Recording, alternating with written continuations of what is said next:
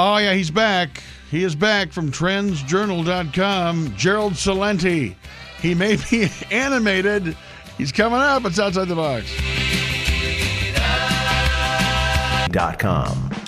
Well, I love having him on. He's right on the money. A lot of economic trends out there predicting the S&L crisis, the dot-com bubble, the real estate bubble, now the bailout bubble. He's getting into that. The new issue of the Trends Journal, fairly controversial as well. It says, next train to Auschwitz. Yeah, it's pretty grim. Gerald Celente, good morning, sir. Good morning, Mitch. Yeah, that you wanted to make waves, make people stand up. That's the way to do it. Well, it's true. When you read the Trends Journal, we point out, I just came back from Berlin, and it's a beautiful city, and you see all the new buildings that happened since the end of World War II, when most of the country was destroyed, the cities. And you say, how could this stuff happen? How could it happen? And I was there with a German colleague. We're opening the Trends Journal is being translated into German, and I was over there for that. And she said, when I was 16, she's in her late 40s now, I confronted my grandmother. And I said, how could the German people have let this happen? How could you let them take the Jews away like that and persecute them the way they did? And her grandmother said to her, you don't understand. It wasn't just one day that we lost our rights. They were taken away from us slowly and steadily until we had no rights. And if you spoke out, you were gone. Your neighbors would rat you out. I belonged to a bowling club. She said I couldn't talk to anybody. You couldn't talk to friends or family. You didn't know who was going to turn you in. It didn't happen overnight, and that's what's going on in America. And it's happening, and people don't want to realize it, and they refuse to face it. Well, explain what you mean by that. I mean, that seems like you're going a little far on that comparison, but I know you feel passionately about that. Well, and I'll tell you why. Hey, how about that wonderful National Defense Authorization Act? The one that Obama signed on New Year's Eve when everybody was just tuned and glued to the news. You can arrest Americans. You can arrest Americans. No jury, no trial, no habeas corpus rights, no attorney. The military could come and take you away. And you can never be heard from again. I'm not making this up. You want to talk about a raping of the Constitution and losing it slowly? Let me keep going.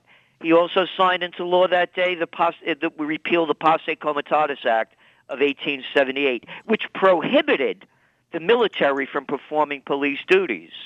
Hey, you see any TSA around lately? Now the military could come in and take over any place. Number two. That's just one act. A new executive order that El Presidente of Los Estados Unidos just signed in February. It grants him, the Supreme Commander-in-Chief, to declare martial law at a potential threat. I'm using the word potential in quote. Potential? When's potential, and how long does potential last? It lasts forever. Oh, let's keep going on. Hey, how about those lovely Supreme Court rulings about 3 weeks ago? The one if you're driving and you don't have your seatbelt on and the cop smells some alcohol on your breath or something, or you badmouth them and they lock you up. Bend over and spread your legs. That's right. I'm not making this up. Strip search for everybody at any cause. Let me keep going. How about our wonderful Attorney General? Big Brother 2. They could listen into everything that you're talking on your cell phone, follow every keyboard stroke of your computer, follow every medical record, everything. You're not a threat. You're nothing. All they're doing is, you know what they're doing? They're placing in algorithms. That's right, to determine whether or not you, Mr. Hanks, are a potential threat to this country. And if you are, El Presidente Los Estados Unidos could get the military to take you away, no judge, no jury, no trial, no charges, and you're gone. Next train to Auschwitz, all aboard. Aren't you forgetting about the recent one that says you can arrest people for demonstrating with a sign across the street? If the president's staying in a hotel, the Secret Service can arrest you, and there could be a felony. They were talking about this on Fox the other day, where you can be arrested for a felony if you are considered a threat by holding up a sign in the wrong place at the wrong time. You got it. So there you go. Why is there bipartisan support for this stuff? It's not a bipartisan. It's a syndicate. They're all members of the syndicate. It's not bipartisan. It's a criminal operation. That's why I look at it. Well, and I'm saying this is happening because what's going on, see, it's all tied together. They know that the financial system is collapsing. I just got back from Europe. They're not in a recession in Spain. They're in a depression. You have over 50% unemployment among the youth. And here's a real left-wing radical for you. How about Mort Zuckerberg, the guy who owns U.S. World and News Report? Yeah. I mean, the furthest thing, right? Read his latest thing on unemployment. The real unemployment rate in this country, even straight out, is 10.5%. When you look at people that are underemployed, want full-time employment, it's up to over 17%. There's a depression going on. The financial crisis in Europe is not going to end, and it's not going to end here. You mentioned to me off air about how much consumer debt we have and how much public and private debt that we have. Go over in Europe. What are they doing? They're dumping money into the system, 1.3 trillion euros just within the last 2 months to bail out banks, to keep the Ponzi scheme going. These things are going to collapse. They know that we're in the midst of a financial crash, and they want the Gestapo in place to keep the people in place. Because when the money stops flowing down to the man on the street, the blood starts flowing in the streets. Well, on that happy note, are we going to have an election in 2012? I mean, I feel like the next thing you're going to tell us is that's not going to happen. Yeah, what difference does it make? You know, people are already, we're looking at our research, and people are saying, I'm going to vote for so-and-so because he's the lesser of two evils. Oh, brilliant. You're an adult and you made that statement? What, do you hang out with the lesser of two evils? You do business with lesser of two evils? You're going to let a lesser of two evils rule your life? Sounds like a dating strategy. Yeah, it's a dating strategy. Now, okay, but people listening to this, they have certain sensibilities, Gerald, and they want to think that we still have a chance to survive in the world, that we still have this wonderful American model, and it's not too late. Please tell us it's not too late.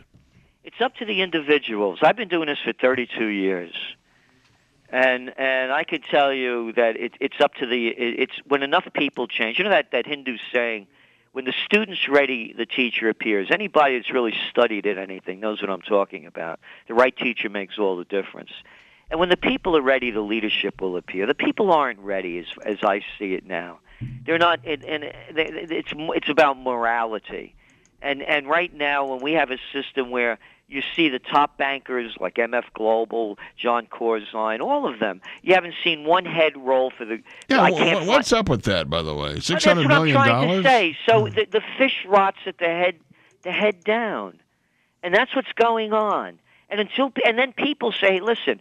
They're shafting us. Let me do my thing, too. Let me cheat on welfare. Let me go on disability that I don't need. Let me not work as hard as I should because they're shafting me. Let me do this. Let me do that. Everybody else is doing it. So what I'm saying, it's a moral breakdown. And I'm not talking about religion. I'm talking about the individual, the courage, the respect, the dignity, and the integrity. And that, to me, is what it's all about. When enough people get that, then they could see what's going on and they won't tolerate it. I mean, I couldn't imagine whether it was George Bush, Obama, Clinton, Romney, Greenberg, Iceberg, what's the difference? I wouldn't follow. They couldn't lead me across the street. Well, let's see if we can sneak a call in here, Gerald. 321-1310 outside the Madison area, 877-235-1310. Before we get the first caller, is there a difference between Romney and Obama in your mind? Marginal. The policies are going to be the same. And in the big policy that everyone keeps negating continually, since Eisenhower, the five-star general, supreme commander of the Allied forces and two-term Republican president, warned the people, the military-industrial complex is taking over the country, robbing the genius of the scientists, the sweat of the laborers, and the future of the children. And here we are. And it just keeps going. Hey, wasn't that a wonderful little war that our Nobel Peace Prize winner got us involved in all by himself? The Libyan war that they lied about, that they said we had hardly anything to do with? And when you read the reports, we had everything to do with it. Europe could have never been bombing without us doing all the support. Oh, how about let's go to Syria now? No. Why not Iran? Hey, they just signed a new agreement, another 10 years in Afghanistan. $1 trillion lost in Iran? I mean, come on. Where's the money going? So until those kind of things, change, it's the same two-headed one-party system as I see it. Let's go to the phones. George, News Talk 1310 WIBA. Good morning, George. You're on with Gerald Celente of the Trends Journal, trendsresearch.com. Hello, George. Hey, Mitch, and Mitch's guest. I was sort of depressed originally listening to your guest just a few minutes ago, Mitch, and was ready to turn my channel, which I never do, as you know. But the thing that he made me hit on that made me call immediately now was that I think that the moral decay is not just in the financial end where he says, they're doing it, I should do it. It is in the sex and immorality of little girls. They're not even growing up. They become to look like hookers immediately the sooner they can. Okay, George, I understand, but it seems like conservatives in America, sex is by far the most grievous sin. We don't hear a lot of callers about greed, theft, embezzlement, envy. It usually comes to sex. Anyway, go ahead, Gerald, on that point. Morality goes deeper. And what George was saying is that, in that context, I agree in the terms that look what they call entertainment. I mean, look at turn on American Idol, the Kardashians, on and on and on. Look what crap is being shoved down our throats. Here, check this out. You couldn't make this one up. I got an idea. What we're going to do is we're going to look at the lowest common denominator of society. The criminals, the hardened criminals, they're so hardened you can't give them shoelaces in prison or belts because they'll kill somebody with them. And then what we're going to do is we're going to copy that style and make it a fashion statement. So people really look ignorant and stupid when they get dressed, with their pants falling down their behinds and looking like, as we would say in Italian, a cafone.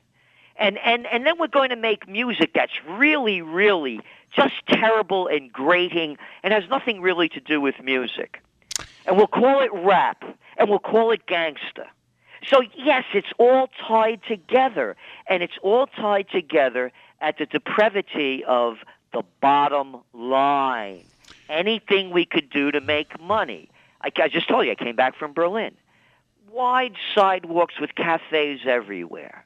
And what do you see? There are no Walmarts, there are no Targets, there are no Home Depots, there are no Staples, there's no Lowe's. There are family businesses, one after another. Are those old enough like us that are old enough to remember when that was the strength of the nation, when quality counted. So to me, it's not going to turn around until we have a renaissance. Well, and I wish we had more time, but we're limited today, Gerald. But yes, I have to run. I have a full schedule. Trendsresearch.com, the Trends Journal. We recommend people read it. You're a great guest, as always, and always animated. Thank you very much, sir. Hey, thank you, Mitch. Go have some cannolis.